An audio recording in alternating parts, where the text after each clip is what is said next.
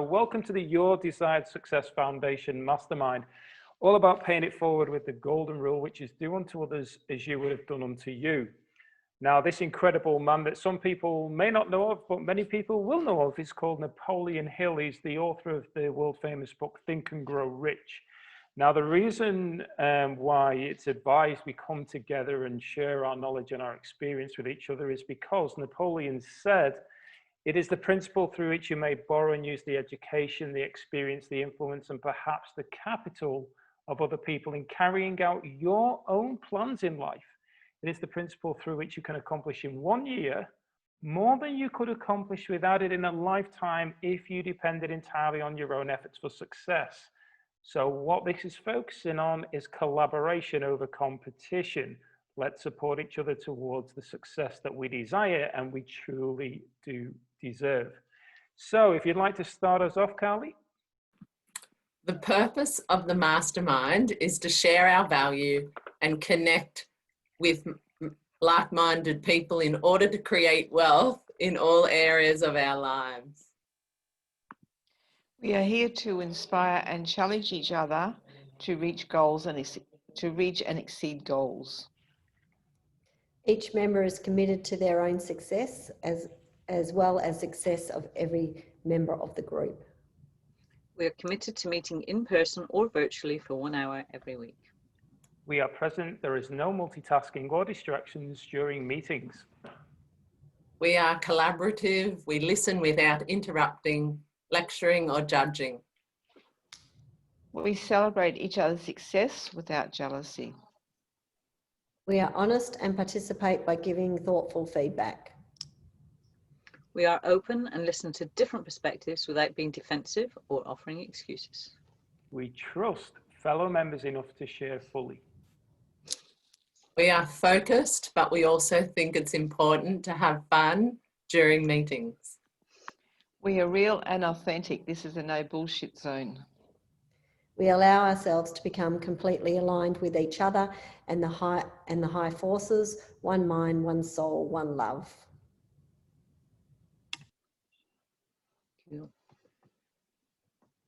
Beautiful. Thank you for setting the foundation there, ladies. And Trudy, my eyebrows raised right then and there. I hope my mother isn't watching the Facebook Live. Anyway, we are real and authentic. That's what we said. So, finding your passion, the topic that has come up today. And it's really been when I think about it, I can't believe I'm really setting the tone here with a bit dark, isn't it, in here? So, finding the passion, the conversations that I've had this week, especially Diane and I, Diane will probably no doubt share a little bit more around the conversation we had, but I've also had that conversation with other people and realized through a lot of the work I've been doing this week, which has really been creating, I've been in massive amounts of creation this week in regards to how I can help support more and more people, and Lisa's played a huge role in helping me improve what's been created, so thank you, Lisa, and a few other people as well, and just doing it, it's made me realize that I'm living my passion. I've been doing it. I remember 5 years ago, it was literally like I come out the mental hospital, and Dave came and said to me, what are you going to do? And I was like, I don't know. I don't know what to do. And he said, well, come on, let's just go out there and help people. I was like, well, I love helping people. He's like, well, let's just go and help people. So, we started by doing free health talks and free fitness and stuff like this. And the energy that I received through choosing to give, and the value that they received, and the gratitude that they were sharing with me, and the friendships, the relationships, and I enjoyed every single moment of it, just made me realize that was the kind of thing I wanted to be doing more of. I was already doing it, but it was more focused around working. And what was so great was that because I got clear, I remember saying to myself at 40, so at this time I'm 35, at 40, I'm going to be retired, helping more and more people around the world, not having to worry financially and so on. And that was my vision. And I didn't know how I was going to do it. I just knew that what I wanted to do was do the things that I love to do and help other people. And it just all the way through. I mean, I can't believe it's been 5 years, well, 5.5 years already.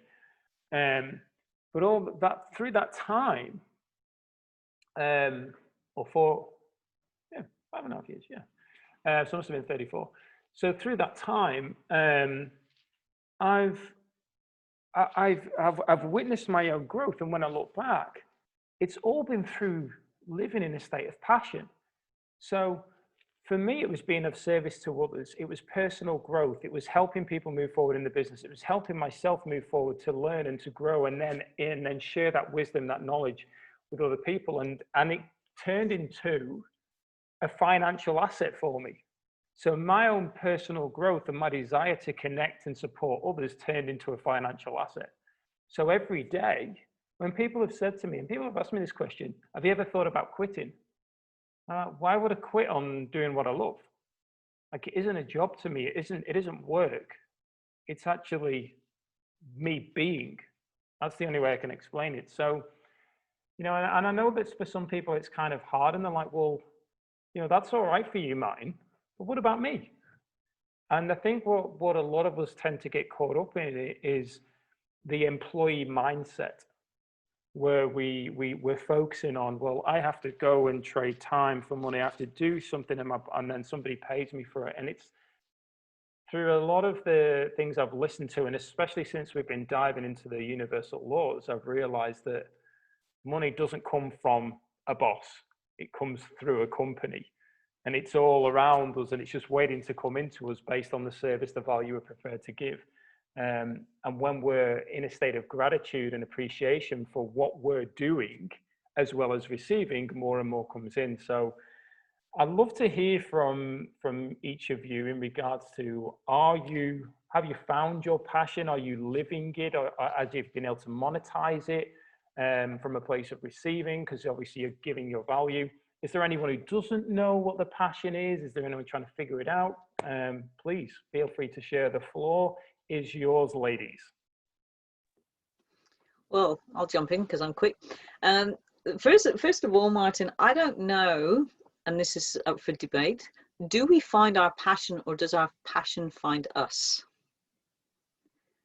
And I want to tie this into what you talked about with Diane earlier on, is that my sense is that most of us, our passion is revealed through adversity. Whether that's through illness, whether that's through some life-changing thing, that's the wake-up call. It's what Bob calls an emotional impact. And my sense and my experience is that most of us find our passion that way. And it's not even that we find our passion, it's that our passion finds us. Because I don't ever remember going looking for my passion. I suddenly realized I was living my passion. Like you said, Martin, it's not something I went searching for, but it was something that when I got ill, evolved naturally from that. And it's been a journey of discovery since then. So I've been living my passion for many, many years, not necessarily thinking it was my passion, more as my purpose. And, the two are pretty interchangeable. I think your purpose is your passion. So, so my question would be, do we find our passion, our purpose, or does it find us? And I think sometimes we put too much pressure on people, what is your passion? What is your purpose? What if your purpose, and therefore your passion, is just to be the best version of you can be, rather than some big grandiose thing? Like, I do have a big purpose, and I know that, but I also work with a lot of people who have no idea. But when we're striving to be the best we can be, we actually live that with passion. So yes, I have monetized it in the past. I'm not monetizing it at the moment. However, I know that is changing, because the value I'm able to offer now is far greater than anything I've been able to offer so far. And the work that I'm doing through NG, like Martin, a bit behind the scenes, I know is going to yield incredible fruit. And the beautiful thing is that that's not even the reason I'm doing it. I'm doing it because I've got the opportunity to do what I love and make a difference. And I've just got this most incredible platform to be able to do that with. And it's fantastic because I've got all these things that I've written and I've done over the years and I've done nothing with. And all of a sudden now I've got an outlet for them. So my passion has been reignited. And yes, like I said, I ran my own business very successfully in Port Hedland, as Trudy knows, and monetized my passion then. This where I'm at now. I have monetized it in the past. I'm not at the moment, but it, for some reason, doesn't matter. It absolutely doesn't matter. I've had no income for 6 months, and it doesn't matter. It just doesn't matter. I mean, there've been times when it did, but mostly, it just doesn't matter. It's okay because it's just part of the process. So for me, that's a bit of that adversity, but it's that passion, that purpose, that sense of this is what I'm here to do that allows me to go, it doesn't matter. I'm not, and I've said for a long time, I never feel like it's something, I've never chosen to do this path. It's like I've been chosen to do this path. I don't feel like I'm walking this path. I feel like I'm being gently guided along this path, which is very different than the perception of, you know, finding your passion, doing whatever. So, yeah, for me, it's not, I won't say I found my passion. I would say my passion has been pulled out, pulling the cars and being in flow. Yeah, absolutely. So, yeah, for me, it's very much about being in flow and allowing that to happen. Because when we're in flow, we're in our passion. So, yeah, no,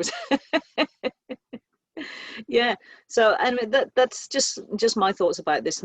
And lately, because I've been working with people, you know, helping them find their passion and their purpose, these realizations coming out that I don't believe it's something we can go and find. I think it's something that is uncovered, usually through diversity, not diversity, was adversity in some form. So that's my perspective. Lisa, Yeah, Lisa. Awesome. Carly. in that you know, illness or that diversity where that made you start to have a passion, would you say it's because it reconnected you to your inner self, because you had to come home to yourself in the crisis, and then Absolutely. that connected you to source that gave you your passion? Absolutely, Carly, and I think that's a beautiful way of describing it. Thank you. It's for me. It was the illness that I had to go back into myself. I had chronic fatigue syndrome, and the reason I had that, and I talk about this in my book, is because if I'd got cancer, like most people, I would have fought cancer, because that's what you do. You fight cancer. The big C. You got to fight the big C. So I got chronic fatigue syndrome, which meant that I couldn't bear noise. I couldn't have come on something like this. I couldn't bear light. I couldn't bear sound. I couldn't bear anything. Well, there's only one place to go when you can't go external. There's only one place to go, and it wasn't a choice.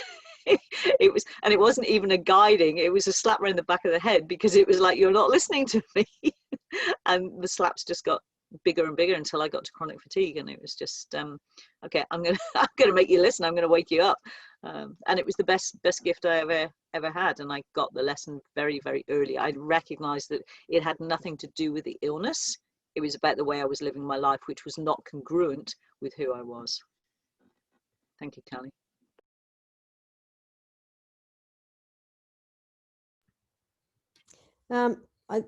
Sorry, Terry, did you want to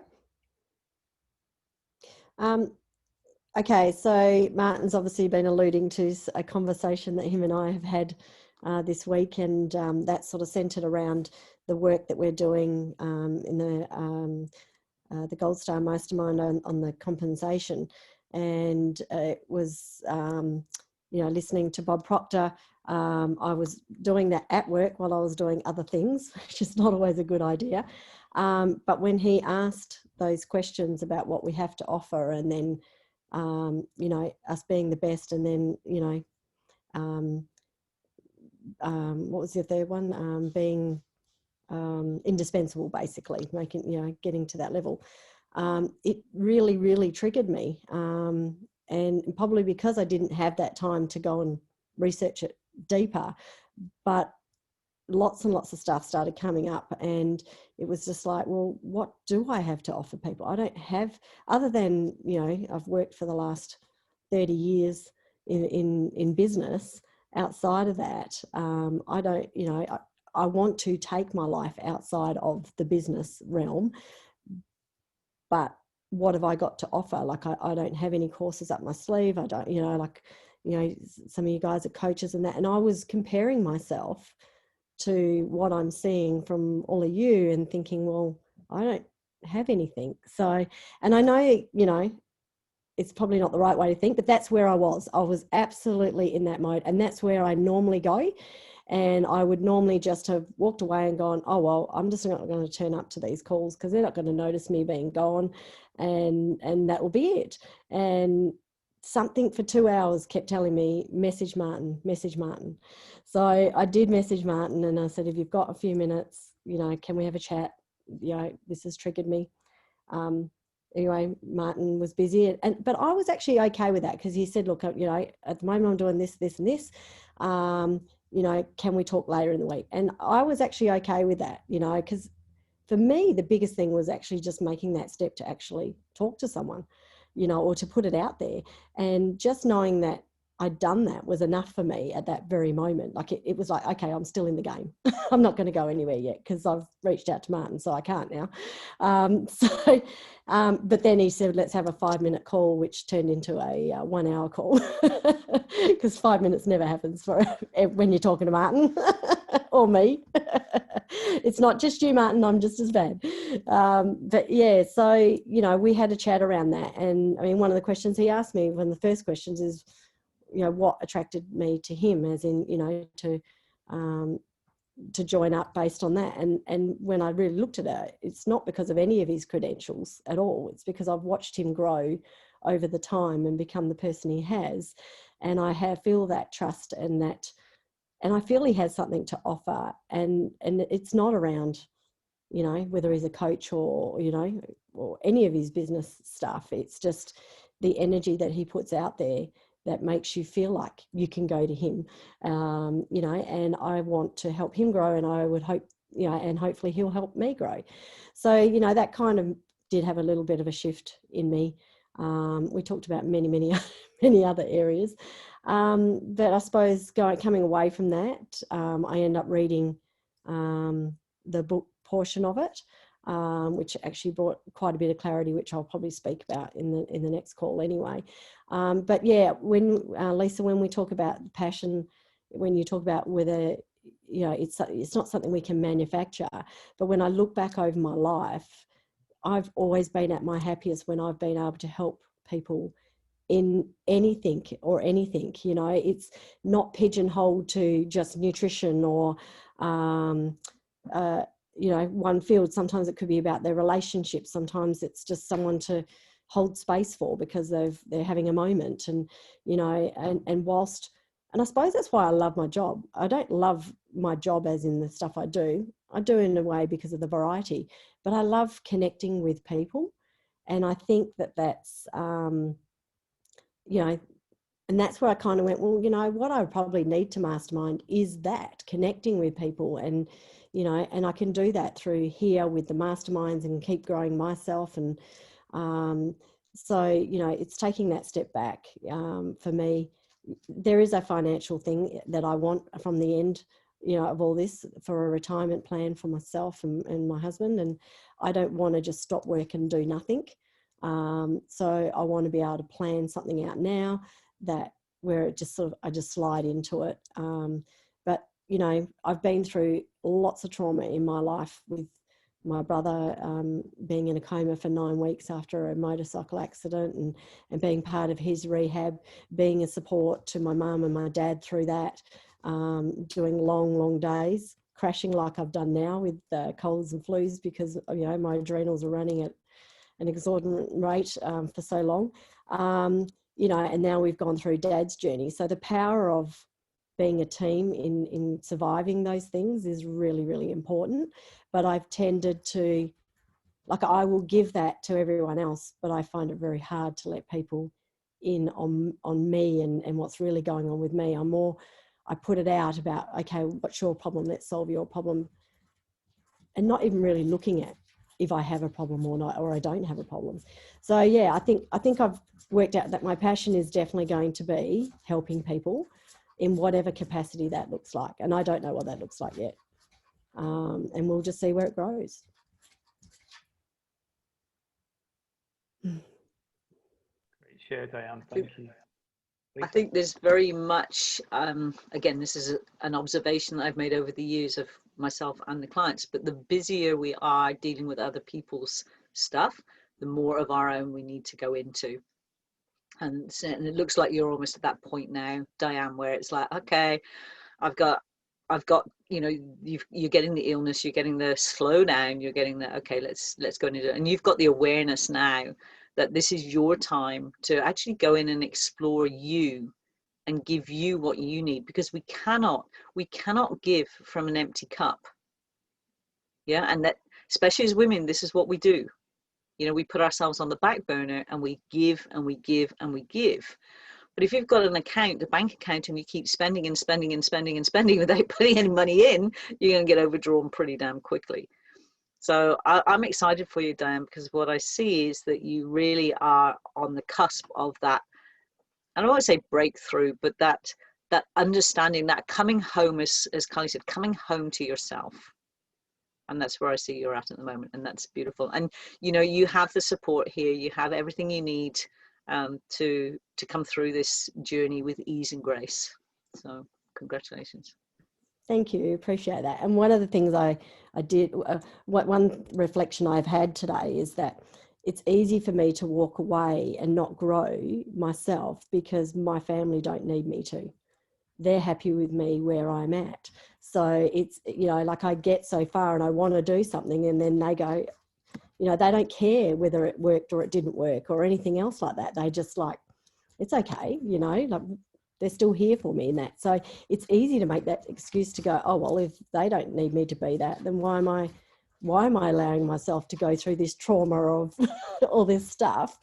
When, you know, but now I'm at that point of I want to do that for myself, not for them, not for anyone else other than myself. So, and today I went and sat outside for the first time. I've got this beautiful nature area right out in front of the house.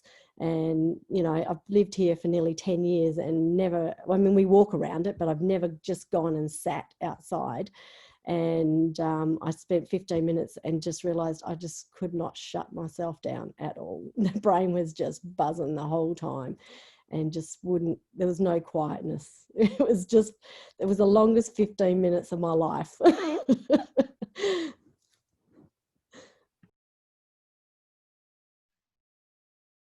Yeah, that's an amazing share, Diane. With that going in and doing like the 15 minutes and so on, it's especially when you go in and you're in nature and you're taking that time, that's when a lot of the stuff comes in. I often find myself in that state, and I've learned now to be grateful for it, for coming in and say thank you for coming in. I'll acknowledge you later on, and it just seems to pass through then. Whereas before I was like, right, where's my phone? I need to action this. I need to get back. I need to get on with it. It's like, no. Forget about it and let go. So a beautiful share. Fantastic, Diane. That's so good. And like Lisa said, the awareness is key. You can only act on what we're aware of. So beautiful. Carly. My passion since I was a child was to help people. And then when I got to my teens, I realized no one wanted my help. And then I sort of squashed that desire. And when I was about, I'll say 18, all I wanted to be was an angel on the earth, because angels help people, is what I knew as from an angel. And so when I was about, when I had the children, when I had my twins, probably a couple of years, about 3 years after, this lady came up to me and she said, you know, you're an angel, don't you? And I said, what are you talking about? And she said, just close your eyes and see an energetic mirror. And I thought, what? She talked like, how do I do that? And she said, just close your eyes and see a mirror. And when I looked into the mirror, I had wings from my shoulders all the way to the floor. And she said, you are an angel. And I just bawled my eyes out. And about 2 weeks after that, I met a group of women who had started a group called the Peace Angels. And for 7 years, we worked together and traveled. And every 2 weeks, we trained all day. We meditated all week together for 7 years and traveled the world doing peace performances, dressed as angels with lights and all. And so that was my passion. But now that's folded and we all went out on our own. And so my passion now is to bring people back home to their heart consciousness and awaken true love, true connection.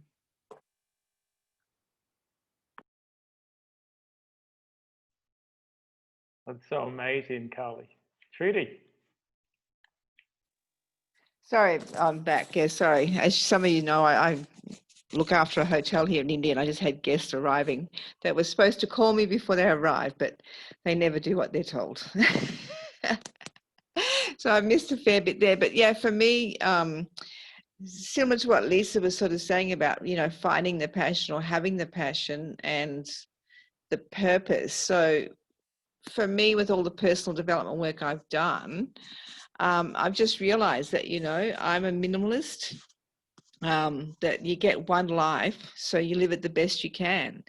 And my passion is to travel. The purpose of that, or the purpose to go with it, is that when I do travel, I meet people. Sometimes I just help out, like in the volunteering side of things, but there kind of is a bit of a, you know, I balance with that. With the volunteering, I receive food and accommodation, so I can travel quite cheaply. So again, monetarial is not something for me, but you know, it's why I travel, because yeah, I just don't like being in one spot as well. So quite simple for me. Yeah, my purpose is to travel and have as much fun, or my passion is to travel and have as much fun. The purpose is probably still finding it as I go along, having adventures on a day-to-day basis. Pretty simple for me. Yeah, that's awesome, Trudy. And I think, I don't know if it's, I don't know whether it's an age thing, and maybe you all want to share your thoughts around this, but it gets to a point where you're just like, oh well, it is what it is, and I'm going with the flow. It certainly never used to be like that for me. It was always about fitting in. I had to have all the named gear, clothes, and even though I've got my Liverpool t-shirt, Liverpool Football Club shirt on, I always had to have all like the Armani and Versace stuff, and it made me feel good. But the reality of it is that just got to a point and realized that I actually feel better through having an hour-long call with Diane. You know, and that's something that to know that, like, what Diane gave me, she reached out to me for help, but what she gave me is far greater than anything that I could purchase. And there wasn't, and this is what I love about it, especially when I speak to people and the main focus is money. I don't have a problem with money, and there's no money barrier there at all. However, one of the things that's really important to me is that I am living true to myself, and being aligned and showing up in my most authentic and vulnerable state. And through having that heart that's open, allowing those people and those opportunities to come in for growth for myself, there's no financial exchange between Diane and I through that process. It was just the ability to be there for somebody else who had reached out to me for help. Now I know that, and I'd shared this with Diane, I have a lot of people who reach out to me, asking me questions and stuff around one of my businesses. And I realized that I didn't have the available time based on the way that I wanted to live, to be able to answer them all. Yet I wanted to help them all. So I had to figure a way out that I could create that space so that I could earn an income to support what I'm here to live here, but also to expand it to support what my vision is for traveling around the world and helping more people and doing it all for free and so on. So I had to create a model that would financially fund that. And it's really amazing how the second you put a monetary figure on something, people all of a sudden don't want your help. They're happy to abuse it because that's what it is. If you're not willing to have some level of exchange, which all it is energy exchange, people will abuse it. So I got to a point where I said, look, I've created this, you can go in and do this, or if you want a private one-on-one call, book it in. Oh, I don't know why I have to pay for it. Oh, well, do you go and work for free? Do you think that I should have gone and spent all that time and knowledge and energy learning all this stuff and just give it all away for free when I don't have the time available to just answer questions all day? The company don't pay me. If I had to go and find it out, so if it's important to you, you'll go and find it out, or you can go the short way and pay for it to help you move forward quicker. And you're probably going to get even more value from the call than just that answer. So it's really interesting how people have got lost, in my opinion, around all this money side and got so disconnected to the value that we have the ability to give and also receive. And to appreciate that, you know, I have no issue with paying somebody for stuff. I'd rather pay somebody for stuff because I'm accessing their knowledge and their value and their experience. And I know that when I was doing my apprenticeship as a carpenter, well, it was a joiner at the time, there was a guy that was a mechanic. And I always used to go over and chat to the mechanics and the guys who worked in the same building block as was the industry block. And on the break, and this guy said to me, I'll give you one of the most valuable lessons you'll ever learn in regards to business. And I'm like, what's that? He said, you don't get paid by the hour. You get paid for your knowledge and your experience and the value that you provide in that hour. So when somebody says to you that they're not going to pay you for the job, don't do it. Because they're not paying you for the time that it takes, they're paying you for your ability to do it. And it always sat me in me, and I thought, wow. And that's why I love the masterminds, because I'm able to learn and knowing that if I jump on a call with somebody else, it might be something that somebody shared on a call that I go, wow, and help somebody else move forward, which goes back to what we were covered in the law of increase. And I shared this yesterday: to me, through me, to you, through you. And we keep sharing all this knowledge and information to help each other move forward. What an absolute blessing. Lisa, you said that people won't value what we have to offer until we do. Absolutely. Dave and I did a talk around this actually, which is, we tend to see this with a lot of health coaches, professionals and so on, where they love to help other people and they just give and give and give, and then they're terrified of charging and they go, oh, people won't pay that. Well, of course people won't pay it because you don't believe they'll pay it. I think also in that, and I have to pull myself back on this sometimes because it's just something that I don't think about often enough, is that when we truly value what we have to offer, the people who value what we have to offer will come for that value. Whereas until we feel we know in our hearts the value that we give, and I like to think that I do, and yet I'm still not fully attracting that yet.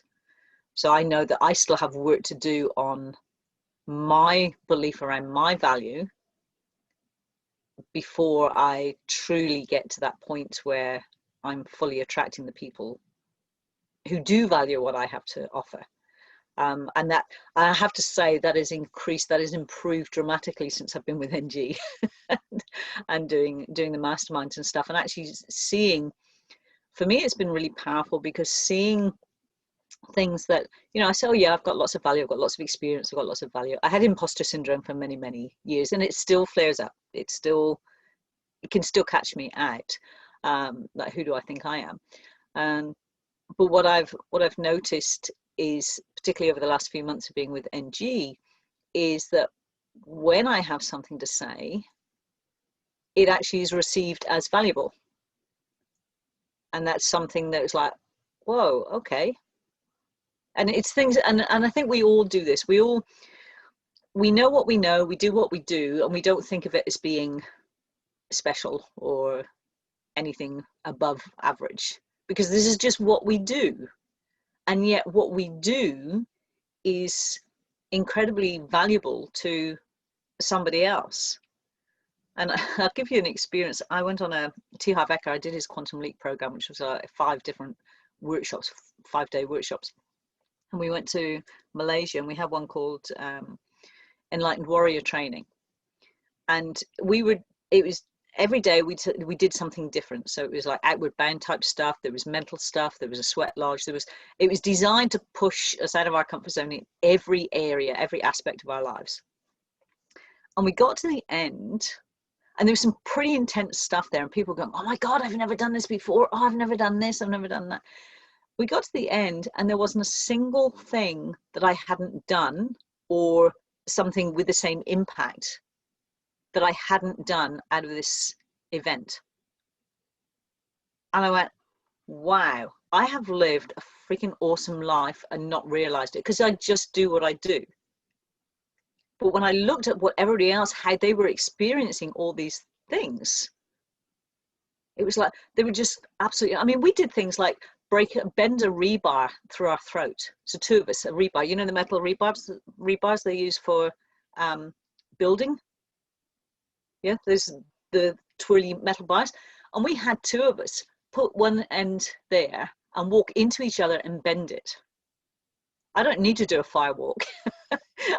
That just burns my feet. I get that wrong. And I'm a cactus. Yeah.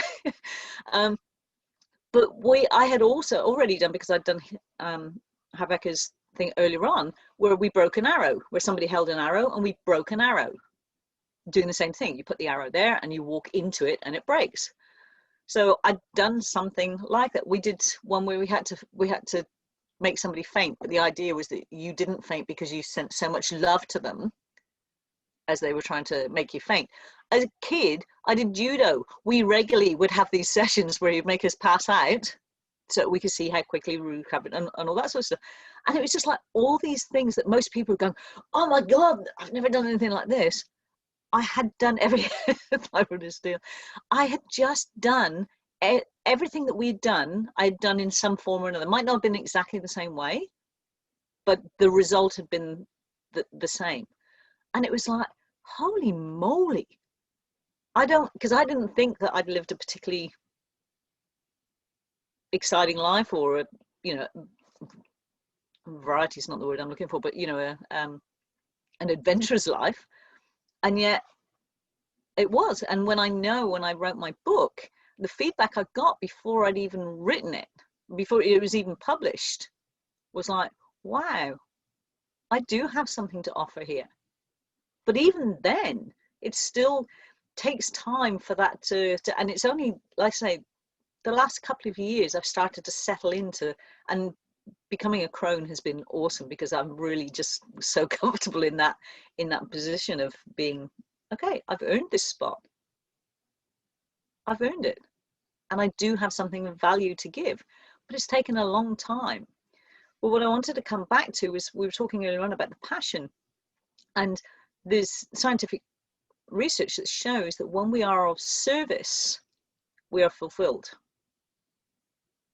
And I think, I said earlier on that, I think we need adversity to find our passion. I think for a lot of people, being of service is the passion. And I think if most of us, if we drill down, we can have this and that and that, but when we drill down, it's a being of service to others in some form or another. There might be different forms, but that's my sense. But that value, Martin, we don't value ourselves, even though we think we do. We don't truly value what we have to offer. And it's very hard for people then to value what we have. Sorry, there's a bit of a mixed conversation there, but I'll shut up. Oh, not at all, Lisa. That was amazing, and I know that I didn't. I know that I didn't see any value in myself, and it took a long time before I did. It's amazing how disconnected a lot of us are to ourselves. And I think I truly believe it's because of the way that we've allowed the conditioning from the child, and that separation of winning and constantly be better than somebody else. And it's all about being better than somebody else than just showing up and being the best version of yourself. And my mum always used to say to me, it's not about winning, it's about just taking part. But when my football team, they go out to score as many goals as they can and win the game to get 3 points to potentially win the league. So when you're around all that, all you're thinking about, did the team win? Did they beat the other team? Did the other team lose? And there's always got to be that loser. And I've felt now that, like you're saying, and you've referred to NG a lot, like NG's totally transformed myself, because I actually feel like it. The only way to describe it is I feel like I've come home. And that's because a lot of the stuff that I've had around me has been competition focused, and they're like, oh, you got to hit this level in this company, or you've got to achieve this in doing this business, or you just got to be better than other people, and you got to strive out there to get the work or the contract or whatever it would be. And now I'm in an environment where nobody's focused on being any better than anybody else, but focusing on being the best version of themselves and helping everybody else be the best version of themselves, irrelevant of what they're doing. Whether they're just, and I'm not saying just like being degrading here, but just wanting to be a better parent or a better son or daughter, like that's massive. That what an absolute blessing that is, just to be a better human being in regards to responding rather than reacting. All these different things, and it evolves, and then we find that because we're shifting as our own as self and as a human being, we naturally then attract more people who are on the same journey, and all of a sudden we're in what we class as a tribe, a community. And it's like, whoa, this is cool. Look at all these people. I'm not on my own anymore. I don't feel like the black sheep. And that's what NG has really helped me get clear on. But it's also, I think, because of that, it's taken me to an even higher level than I ever could have imagined of visualizing. And that's because of going inward. And going back to what Diane said earlier, trusting and asking the questions and putting yourself in a state of vulnerability to ask for help, which I've done, that's then taken me to that level where I look around and I go, far out, if this is how I feel now, and we haven't even got started properly yet, just imagine where we're next, what the next level is going to be in the next level. And it's not about constantly striving, because it's an organic shift. When we spoke about before, no oars, Carly, no oars, and flowing. Told you we need it. There's always haters as we grow. There's always haters. Crack them. That's what you need the oars for. But you just in flow. Just love them, Martin. Just love them. We don't crack them. We love them. I love the haters. You can't appreciate the love if you don't experience the pain. So yeah, absolutely. I know. But it's got to make everybody laugh a bit, like my post today. So. I think for, with what we're all talking about, I think that's one of the things that I've always really struggled with is, creating a business around, helping people in that, because I don't want to always be charging. I still want to be able to help people.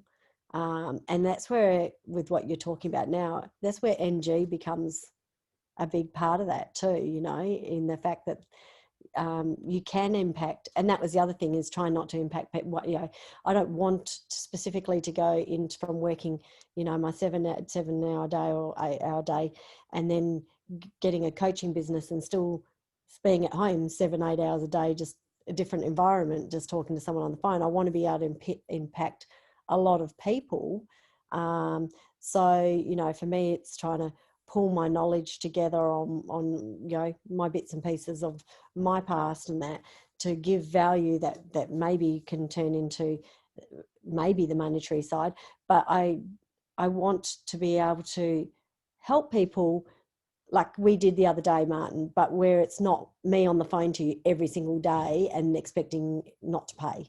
I think if it's turning into that, then there needs to be, you know, a coaching payment. But that's the one thing that's always held me back from doing all of this, because I want to be able to add value to people without them feeling like every time they talk to me, they have to pay me.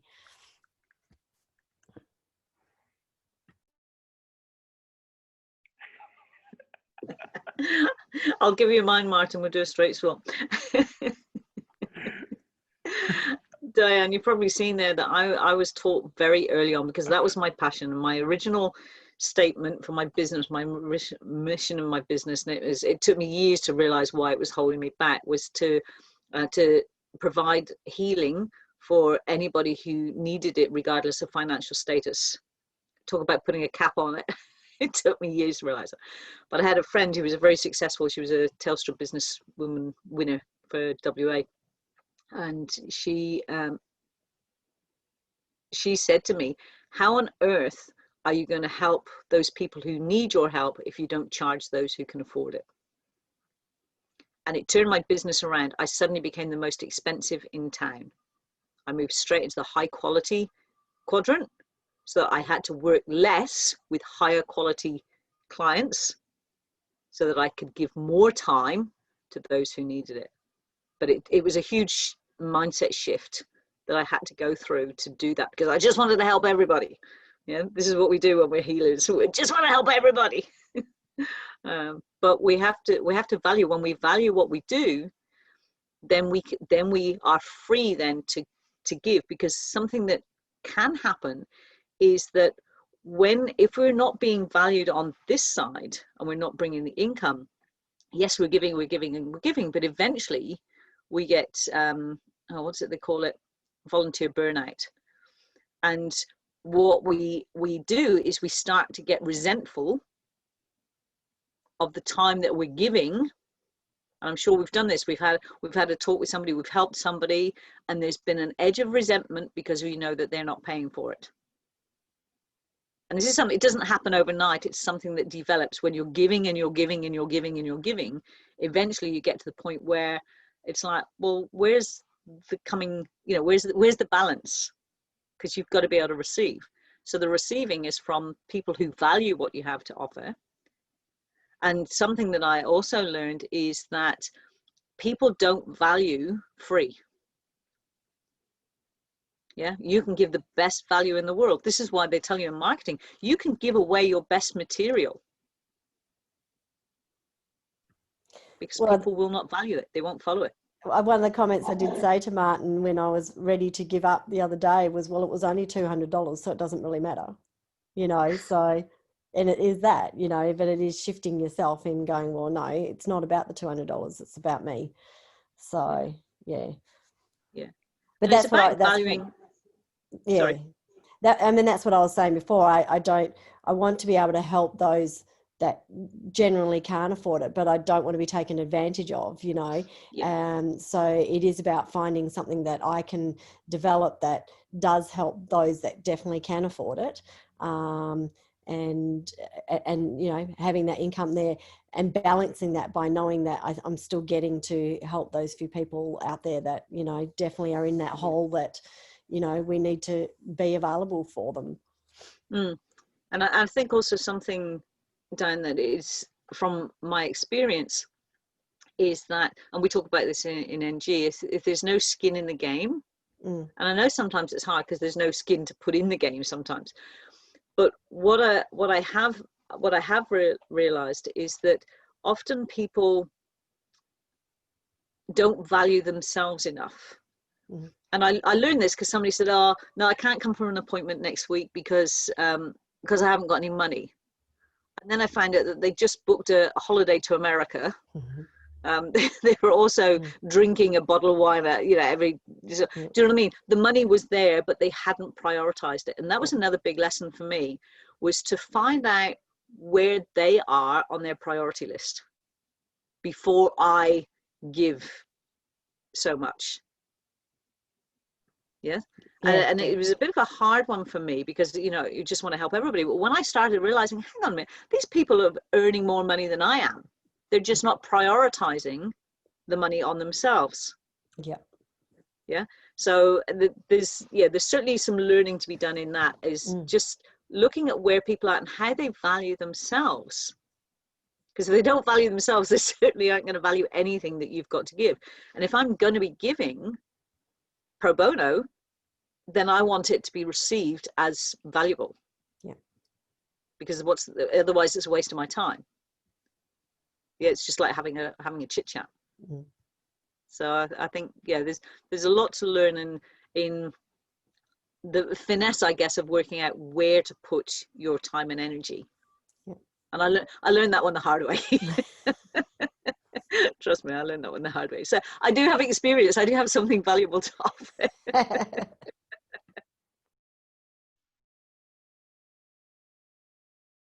That's and as so we where know, are you on your priority list, Martin? Where am I on my priority list?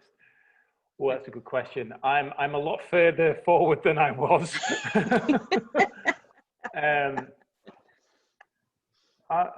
Do you know what? It's a very powerful question, and I feel, based on where I'm at right now, it's a very controversial question, from the angle of, with what I'm doing, I am filling my cup. So therefore, it is a priority for me. I am prioritizing. It can, you know, we can look at different areas, and I'll give you an example of this. A great friend and mentor of mine, who I call my spiritual mentor, said to me, how do you feel when you help people, when you give them your time, your knowledge, and support them, and you just hold space for them? There, I'm like, oh, the value is incredible. The energy I feel, it's priceless. He said to me, how do you feel when you're walking along the edge of the ocean? You know, it's a sunny day. I'm like, oh, I'm in heaven, you know, because I'm literally like, whenever I go to the beach and the ocean, and then the waves coming in, the swells coming in, I'm talking to the ocean. I'm like truly connected. And she said, well, the thing is, Martin, your whole focus is help everybody else because of the value you receive. But Martin needs his time. And even though you're getting the energy, you're still giving a lot. But when you go to the beach, this nature is giving you, and you need that.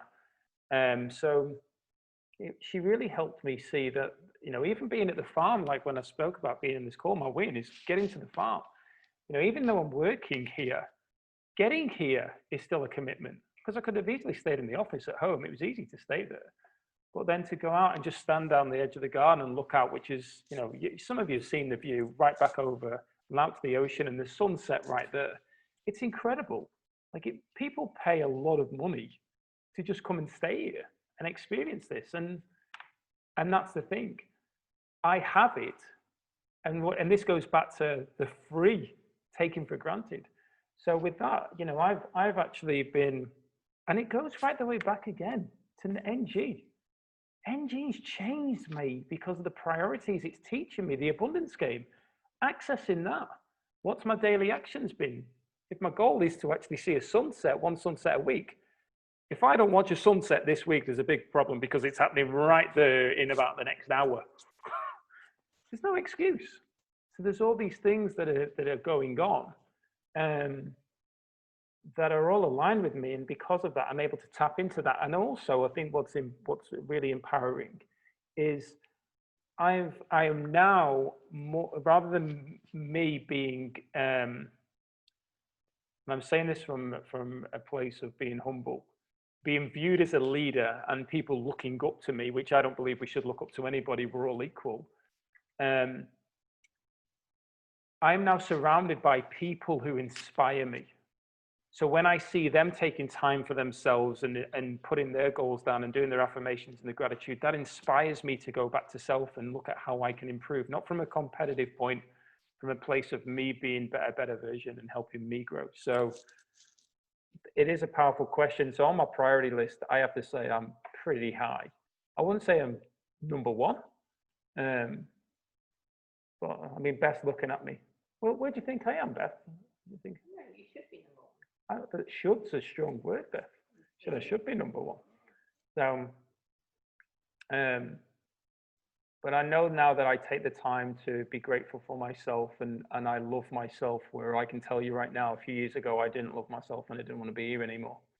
So to be able to stand in the front of the mirror and look at myself and say, I love you is a huge thing. Huge thing. And we had a question, Lisa. One of the questions was, hang on. Sorry, we had a question that came. My question is, where is your farm then? In North Dandalup. It's Beth's parents' farm. Whereabouts? It's right at the top of a hill. Whereabouts? Yeah, you're in Western Australia, but whereabouts in Western Australia? North Dandalup in Perth. Never heard of it. Yeah, it's right up at the top of a hill. So Adam asked Lisa, can you ask Lisa if we can see that on the next Mastermind? Firework sounds so soft now. So that's the breaking of the bar. Yeah, it's basically, Trudy, if you think of where Mandurah is, you know Mandurah? And come inland east about 30 minutes. We're up right on the top of the hill, so we look back over Mandurah and the ocean, and yeah, it's incredible. Because I like Margaret River for farms and ocean views. That's why I was just trying to work out where you were. But yeah, Mandurah, I kind of know. But that's cool. I mean, yeah, anything in Western Australia is beautiful. Hey, Lisa. Including me. I loved Port Hedland. It was my home for a long time. I loved it up there. But yes, tell Adam, yes, we can do it together. He and I can do it together. We can do it together, Adam. There you go, mate. Happy days. So, ladies, it's been an absolute honor and pleasure as always. Very, very grateful for your energy, your time, your value that you've shared, and everybody else that's been communicating on the live as well. Got a lot of input there, and people really enjoying, people coming on blown away with the conversation, the energy, the vulnerability, the honesty, the authenticity, which is what we are about. So this is a no BS zone, as we said right at the beginning, and Trudy put it so eloquently right at the beginning of the call. So just before we go, Martin, just a very quick one. Who here is doing the 30-day quest? Yeah. Yep. Cool. Trudy, you sent I sent you an email, but Google reformatted it, so it might not make sense. If it doesn't, let me know. Yeah, no, I got it. It's just that, you know, my next 2 weeks are going to be so crazy with finishing up here. You know, I've got my friend's house, then traveling and then relocating. I'm just looking forward to going south for the winter. Yeah. Cool. Well, it's actually, Callie, in response to your question, it's actually launched on the 1st of December. However, and I'm doing my first mastermind on the 1st of December. So if anybody wants to join my group, they can do. But it's up to individuals to launch it when they want to. So yes, it's launched on the 1st of December, but you don't have to do it on the 1st of December. It's a 30-day program, and it's great to do it with a group. Obviously, that's the best way to do it. And because there are live masterminds each week with it. And I honestly, I'm just so excited about this. It's just like really, I have had some input into it, and I did the original ideas. I'm very, very, very excited about this. But yes, you can do it. You can run one yourself as a gold star. If you're a gold star, you can run one yourself. If not, you can join somebody else's and do it. But there's so much freaking value in there. $30 for 30 days. Honestly, there's about $300 worth or more, $3,000 worth of value in there. It's just so exciting. So just curious to know who's doing it with us. So yes, it's exciting. Thank you. Absolutely. Sorry. No, it's perfect. It's brilliant. It's going to be incredible. I mean, some of us are doing the 90-day success challenge and just going to shift more because of the value in the 30-day is just going to take it all to the next it's level. a whole different ball game, Martin. It's a whole different ball game. It will really shift so much more. I mean, the 90 days has been good. I think I'm on day 80, 83, 84, something like that. But this is going to be so much more powerful. So can I ask a question on that? So obviously we're doing the 90-day as well, and you know, times of a premium with doing the masterminds. Is it worth me dropping that and doing the 30-day for now, and coming back to the 90 later? What's involved basically is the same. It's pretty much the same foundation of the points. But there's also certain topics that are in the specific topics that you can jump into to learn a bit more and evolve. So Lisa's been working with the team helping it come to fruition.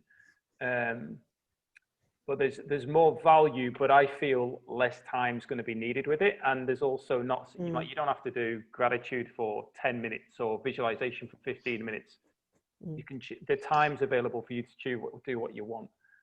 Yeah, look, my personal view on that, Diane, is yes, if time is an issue and you can't do both of them, put the 90-day one on hold for now. Yeah. This was created because I saw some challenges, some flaws, if you like, in the 90-day program, in that if you're not already got an MLM, if you're not already doing the Eric Worre kind of stuff, it's very push, push, push. This is all about the personal development side. And this is setting the foundation. So once you've done that, and you've always got the 90-day challenge, and the idea of the 90-day challenge is once you finish it, you go back and you do it again. So you've always got that.